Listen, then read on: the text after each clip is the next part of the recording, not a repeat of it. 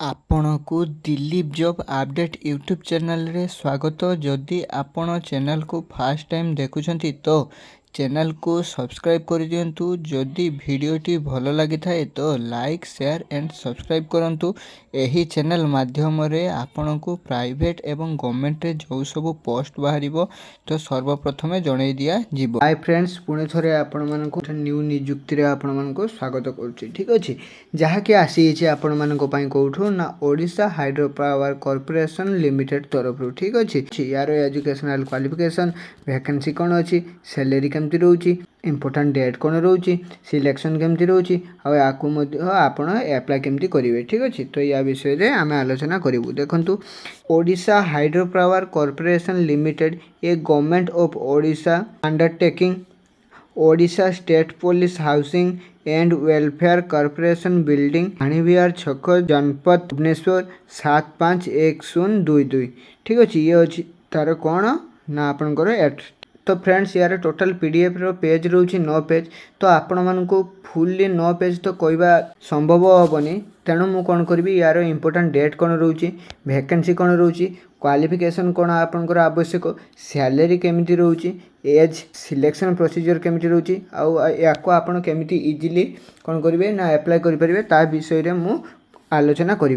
जदि आपण मानक फुल्ली गोटे गोटे पेज मु पढ़ेबी तो कौन हम ना आपण मानक ही इरिटेट लगे। ठीक अच्छे, तो चलतु भिडियोटी को शेष पर्यंत देखिए, आदौ स्किप करेंगे। तो ये आपण मानक गोटे सुंदर निजुक्तिर सूचना, तो भिडियोटी को शेष पर्यंत देखिए। ठीक अच्छे, जो मैंने कौन ना आईटीआई डिप्लोमा जो मैंने फिटर कंप्लीट करछंती ये होची सेमानक पई गोटे भलो एवं सुंदर निजुक्तिर सूचना। फ्रेंड्स देखंतु आपण मानक पई इंपोर्टेंट डेट्स। ठीक अच्छे, तो website link open online registration and payment of the application fee आपनकर केबेठू स्टार्ट होची ना 17/8/2023 रु। पिला माने टिके कौन करंतु, जो मैंने देखुं यार स्क्रीनशॉट नहीं नियंतु, नहले आहरी इजी करदेवाई मु कौन करी ना आपण मानक मो डेस्क्रिप्शन ले यार वेबसाइट लिंक एवं यार केमिति अप्लाई करेंगे अप्लाई लिंक मुझे देवी। ठीक अच्छे, तापर आसुची यार last date of payment of application fees,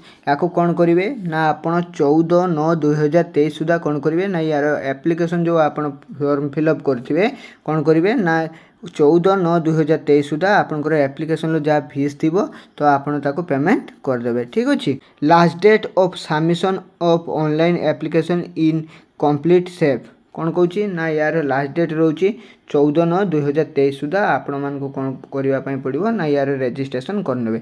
ठीक अच्छे, tentative date of the online examination computer based test कौन कौची ना ये आपंकर सीबीटी फॉर्म रे आपंकर एग्जाम होबो। ठीक अच्छे, जो मैंने या अप्लाई करुँच तो यार अक्टोबर नवेम्बर मसरे ठीक अच्छे आपंकर कौन हम ना एग्जाम होगा जाऊँगी पिला माने। तो आपण मैंने बिल्कुल व्यस्त हुए जो मैंने ओडिशा रे पिला माने कौन करछंती ना जॉब पाई आपण माने कौन करछंती ना व्यस्त हो पड़छंती, बिल्कुल व्यस्त हुंतुनी। मो चैनल माध्यम रे जो सब सुंदर सुंदर पोस्ट आसीबो तो मु कौन करी ना आपण मानक पई मु ता अपलोड करी।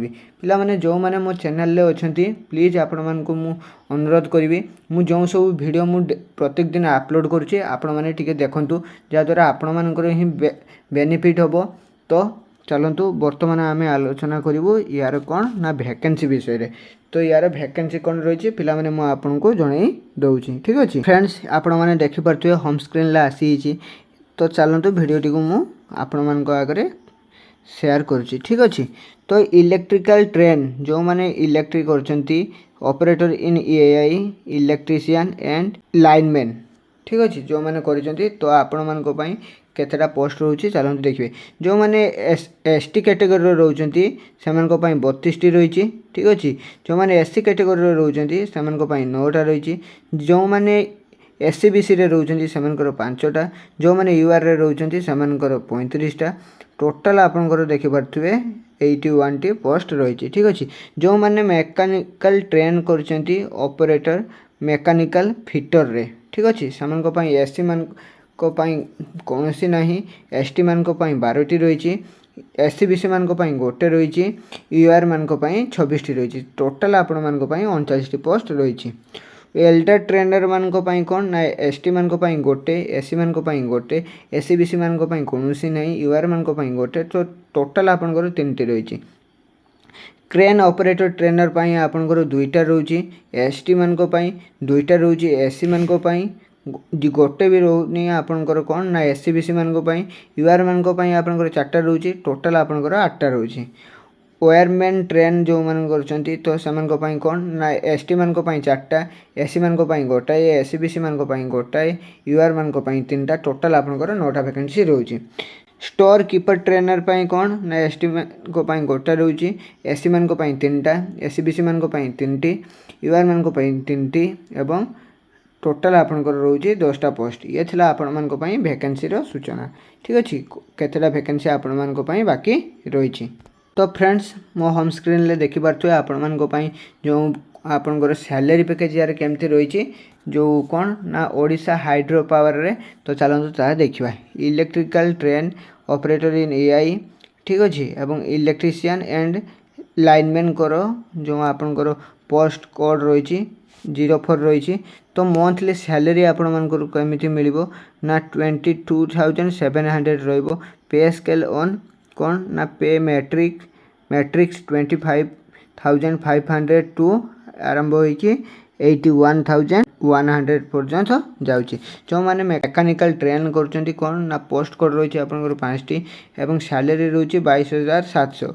वेल्डर ट्रेनर मान रही 6टी एवं सैलरी रही 22,700। क्रेन ऑपरेटर मान रही आपनकर 7टी एवं सैलरी रहिबो 22,700। ठीक अच्छे। वायरमैन ट्रेन आपनकर अच्छी कोड रही 8टी एवं सैलरी रही 22,700। ठीक अच्छे। जो मैंने स्टोर कीपर ट्रेन रोचे से कोड रही 9टी एवं सैलरी रही 22,700।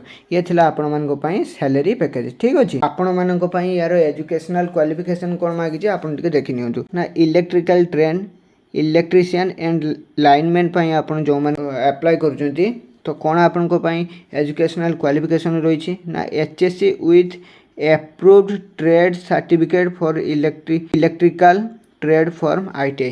कौन कौन ना आपनकर एचएससी 10th कंप्लीट होइथिबो। 10th पर आपन कौन करथिबे ना आईटीआई करथिबे सेटा पुणी कोउथरे ना इलेक्ट्रिकल रे। ठीक अछि। Candidate possessing national apprentice certificate in electrician trade from NCVT will be preferred. कौन कौन ना एनसीवीटी द्वारा कौन हो ना एप्रूव पाई से जगह आप कौन ना आपणकर जो इलेक्ट्रिकल कोर्स आपन कंप्लीट करथिबा दरकार। ठीक अच्छे। तापर आपनकर आसी मेकानिकल ट्रेन जो मान करछंती मेकानिकल आ फिटर कंप्लीट करथिबा दरकार। कौन करथिबे ना आपन एचएससी पर आपनकर कौन करथिबे ना फिटर करथिबे। ठीक अच्छे। या मध्य कौन एनसीवीटी द्वारा प्रिफर्ड होइथिबा दरकार। ठीक अच्छे। वेल्डर ट्रेनर मानकर कौन ना आपन कौन करथिबे ना 10th कंप्लीट करथिबे। 10th पर आपन वेल्डर ट्रेड रे आपन कोर्स करथिबे। ये मध्य एनसीवीटी द्वारा प्रिफर्ड होइथिबा दरकार। ठीक अच्छे। ट्रेन ऑपरेटर पई जो माने आपन अप्लाई करछंती से कौन ना मस्ट बी 10th पास होइथिबा दरकार। ठीक अच्छे। Must have valid workmanship permit issue by the appropriate licence authority. आपनकर कौन ना आपनकर या पई आपनकर लाइसेंस आवश्यक रही। मस्ट हैव मिनिमम 5 वर्षर आपनकर एक्सपीरियंस रहिथिबा दरकार। ठीक अच्छे। वायरमैन आपन जो मान करथिबे कौन ना आपनकर एचएससी पर आपन कौन करथिबे ना वायरमैन करथिबे। ठीक अच्छे। जहाँकि आपनकर आईटीआई रे रहिथिबा आवश्यक आउ एनसीवीटी द्वारा आपनकर प्रिफर्ड होइथिबा दरकार। ठीक अच्छे। स्टोर कीपर ट्रेन आपनकर कौन कॉमर्स ग्रेजुएट करथिबा दरकार। 1 ईयर डिप्लोमा इन कंप्यूटर एवं कौन कौची ना गोटे वर्षर आपनकर कंप्यूटर रे मध्य कोर्स करथिबा दरकार। ठीक अच्छे। फ्रेंड्स वर्तमान आपनकर आसी एज। ठीक अच्छे। कौन कौन a candidate must have not be under 18। ठीक अच्छे। एवं कौन कौन years and not above than age 38 years. कौन कौन ना आपनकर 21/8/2023 सुधा 18 रु 38 वर्ष मध्य होइथिबा दरकार। 18 रु तळकू किबा 38 रु ऊपर को एज हेतिले आपण माने या पई एलिजिबल नो। ठीक अछि। The upper age limit prescribed above the relaxation by 5 years in the candidates of SC ST SEBC women's. ठीक अछि।